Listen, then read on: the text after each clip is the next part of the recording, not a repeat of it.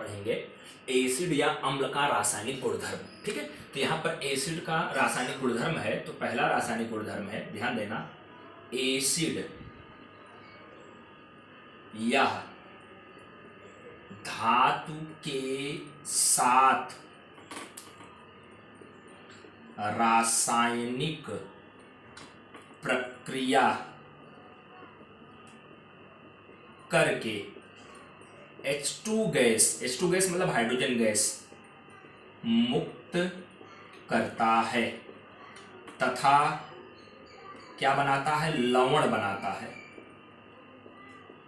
लवण का मतलब क्या हुआ कि जब एसिड धातु के साथ रासायनिक प्रक्रिया करेगा तो हाइड्रोजन गैस निकलेगी। अब हाइड्रोजन गैस के अलावा जो अवशिष्ट पदार्थ बचता है उसी को लवण कहा जाता है। अब इसी को अगर सामान्य समीकरण में लिखें तो एसिड प्लस धातु बराबर यहां पर क्या बनेगा, लवण बनेगा। और कौन सी गैस मुक्त होगी, H2 गैस। हमेशा कौन सी गैस मुक्त होगी, हाइड्रोजन गैस। एरो का निशान मतलब हाइड्रोजन गैस मुक्त हो रही है। तो याद करो, आप लोगों को 3 एसिड बताया था, एक HCl, एक HNO3 और एक H2SO4। ठीक है, और उसके बाद आप लोगों को बहुत सारी धातुएं बताया था। अब जैसे मैग्नीशियम धातु, उसके ऊपर 2+ होता है, कैल्शियम धातु उसके ऊपर 2+ होता है, सोडियम धातु इसके ऊपर 1+ होता है, पोटेशियम धातु इसके ऊपर 1+ होता है। ऐसे बहुत सारी धातुएं आप लोगों को लिखाया था। तो एसिड की धातु के साथ प्रक्रिया कराए, तो चलो मैं HCl नामक एसिड ले लिया। अब इसकी प्रक्रिया सोडियम धातु से कराऊंगा, तो यहां पर लवण में जो बनेगा अभी लिख के आपको बता रहा हूं, लेकिन हाइड्रोजन गैस मुक्त होगी, इसको आप लोग निकालेंगे। ठीक है, अब यहां लवण में क्या बनेगा, ध्यान देना, जो HCl एसिड लिया हूं इसमें माइनस वाला Cl है, इसके ऊपर 1- होता है, और जो धातु में लिया हूं उसमें Na सोडियम है, उसके ऊपर 1+ होता है। अब यहां पर प्लस का 1 माइनस का 1 जब दोनों के ऊपर समान संख्याएं होती तो आप लोगों को मालूम है ये दोनों कट जाते थे। यहां बनता क्या है सूत्र, NaCl। यहां पर क्या बनेगा, NaCl, मतलब यहां पर सोडियम क्लोराइड नामक लवण प्राप्त हुआ। लेकिन यह समीकरण संतुलित नहीं है, क्योंकि यहां 2 हाइड्रोजन है, यहां 1 हाइड्रोजन है, इसलिए यहां 2 का गुणा करेंगे। अब यहां 2 हाइड्रोजन के साथ 2 क्लोरीन भी हो गया, अब यहां क्लोरीन एक ही है Cl, तो यहां पर 2 का गुणा करेंगे। अब यहां 2 Na हो गया, तो यहां 2 का गुणा करेंगे। इस तरह से समीकरण आपका संतुलित है। अगर कोई दूसरा उदाहरण और लेना चाहे, जैसे HNO3 का उदाहरण ले, अब मान लिया इसकी प्रक्रिया मैग्नीशियम धातु से हम करवाएं, तो यहां पर जो लवण बनेगा बता रहा हूं, हाइड्रोजन गैस मुक्त होगा, उसको आप लिख दें। तो यहां पर HNO3 में माइनस वाला कौन है,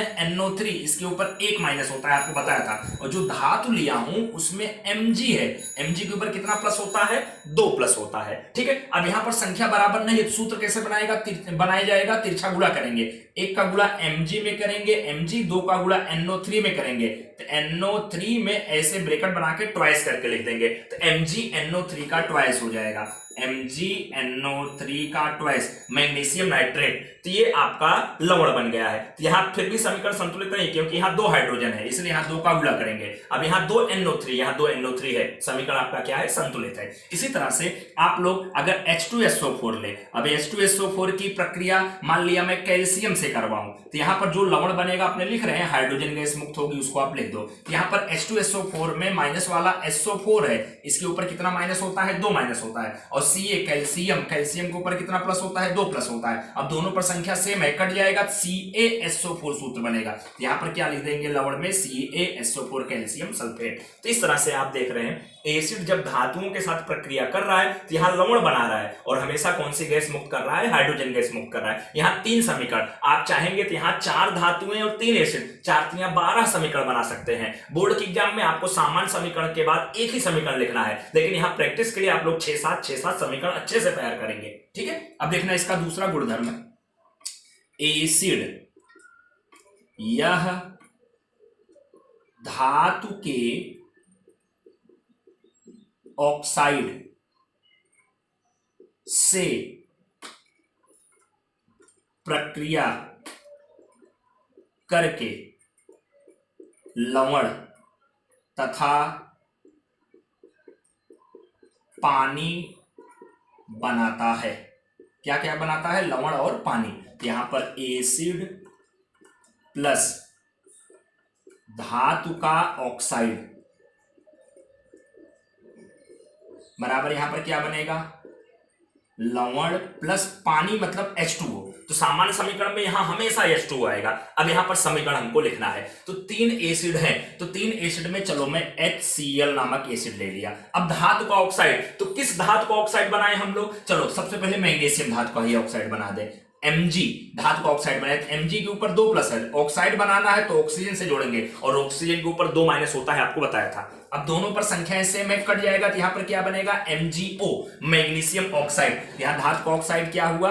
MgO मैग्नीशियम ऑक्साइड। अब यहां लवण में जो बनेगा लिख रहा हूं, लेकिन पानी मुक्त होगा, H2O लिख दिया। अब लवण में कैसे बनाया जाएगा? तो यहां एसिड HCl में माइनस वाला Cl है, इसके ऊपर 1 माइनस, और यहां पर जो धातु का ऑक्साइड में धातु Mg है, और Mg के ऊपर 2 प्लस होता है, आपको बताया था। अब दोनों पर संख्याएं समान नहीं है, तिरछा गुणा करेंगे, तो Mg में 1 का गुणा करेंगे Mg आएगा, अब 2 का गुणा Cl में करेंगे Cl2, यहां पर क्या हो जाएगा? MgCl2 magnesium chloride. ये लवण आपका बना। या अपने दूसरा एसिड ले ले HNO3 की प्रक्रिया, चलो सोडियम धातु के ऑक्साइड के साथ करवाएं, तो सोडियम धातु का ऑक्साइड Na के ऊपर 1 प्लस होगा, ऑक्सीजन के ऊपर 2 माइनस होगा, तिरछा गुणा करेंगे Na2O, तो ये सोडियम धातु का ऑक्साइड है Na2O, और यहां पर जो लवण बनेगा यहां पानी H2O।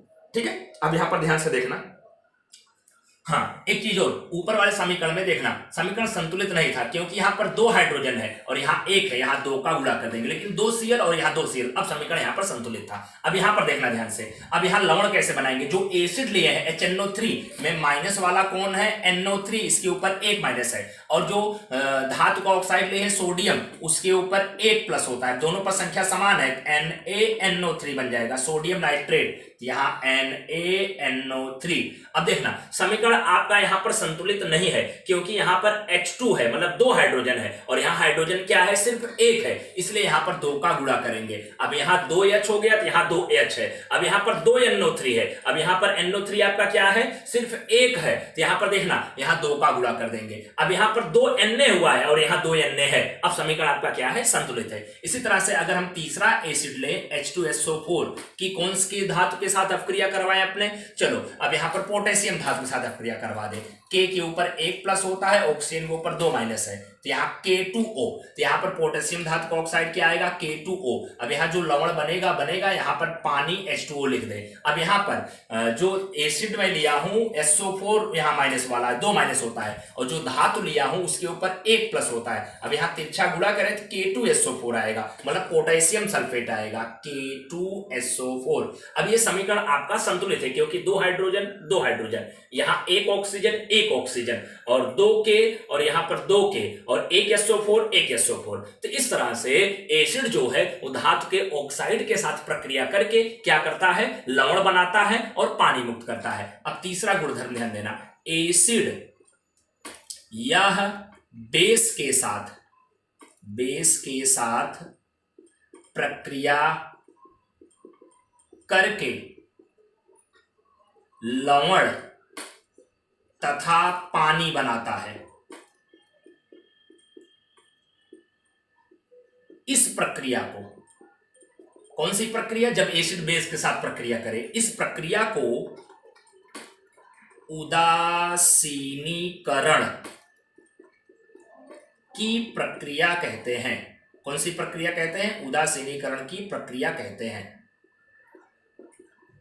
ठीक है, तो इस रासायनिक प्रक्रिया को उदासीनीकरण प्रक्रिया कहा जाता है। अब यहां पर आपका क्या आएगा? सामान्य समीकरण में एसिड प्लस बेस बराबर यहां पर क्या बनेगा? लवण और प्लस पानी, मतलब H2O। अब आप लोग याद करो, 3 एसिड के अलावा आप लोग देखना, ये 3 एसिड आप लोग पढ़े थे, इसके अलावा आप लोग 2 बेस बताया, वैसे कई बेस बताया था, तो उसमें मुख्य रूप से चलो एक NaOH, एक KOH, और एक अगर अपने ले लें MgOH का ट्वाइस, और भी बेस बताया था, लेकिन ये 3 अपने ध्यान रखें। तो एसिड की बेस के साथ प्रक्रिया, तो जैसे मान लिया एसिड में मैं HCl लिया, तो HCl प्लस बेस में मैं NaOH लिया। अब यहाँ लवण में जो बनेगा बना रहा हूं, यहाँ पानी मुक्त होगा, मुक्त कर दो। अब यहाँ पर देखना, जो माइनस वाला है Cl 1 माइनस, एसिड में, और यहाँ NaOH बेस में Na है प्लस वाला, और इसके ऊपर कितना प्लस होता है, एक। अब दोनों पर संख्या समान है, यहाँ सूत्र क्या बन जाएगा,